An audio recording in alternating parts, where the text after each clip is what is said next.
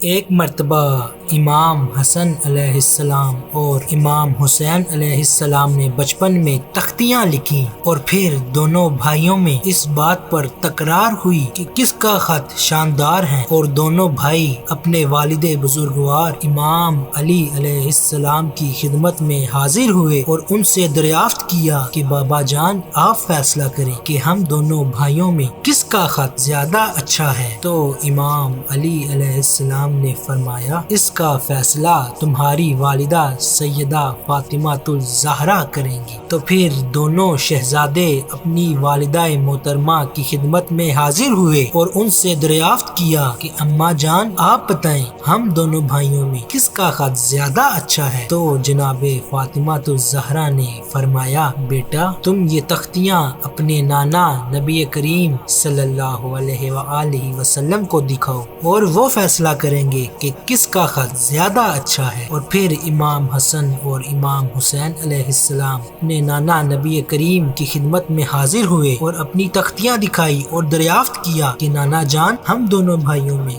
کس کا خط زیادہ اچھا ہے۔ تو نبی کریم صلی اللہ علیہ وآلہ وسلم نے فرمایا کہ تختیاں تو دونوں ہی شاندار لکھی گئی ہیں، لہٰذا اس کا فیصلہ کرنا بہت مشکل ہے، میں اس کا فیصلہ جبرائیل امین پر چھوڑتا ہوں اور وہ بتائیں گے کہ کس کا خط زیادہ اچھا ہے۔ اور پھر جبرائیل امین خدمت میں حاضر ہوئے اور نبی کریم نے ان سے فرمایا کہ اے جبرائیل بتاؤ کہ ان دونوں تختیوں میں کس کا خط زیادہ اچھا ہے۔ تو حضرت جبرائیل نے عرض کیا یا رسول اللہ اس کا فیصلہ تو اللہ عز و جل کرے گا کہ امام حسن کا خط زیادہ عمدہ ہے یا پھر امام حسین کا خط زیادہ عمدہ ہے۔ اور پھر اللہ نے حضرت جبرائیل کو حکم دیا کہ وہ جنت سے ایک سیب لائیں اور سیب کو ان دونوں تختیوں پر ڈال دیں، پھر وہ سیب جس تختی پر رک جائے گا اس کا خط زیادہ عمدہ ہوگا۔ پھر جبرائیل امین جنت میں گئے اور ایک سیب لے کر آئے، پھر انہوں نے وہ سیب حسنین کریمین کی تختیوں پر ڈال دیا، اللہ کی قدرت وہ سیب دو ٹکڑے ہو گیا اور اس کا ایک حصہ امام حسن علیہ السلام کی تختی پر اور دوسرا حصہ امام حسین علیہ السلام کی تختی پر آ گیا۔ اور پھر اللہ عز و جل نے فرمایا کہ فیصلہ ہو چکا ہے کہ دونوں تختیاں ہی بہت عمدہ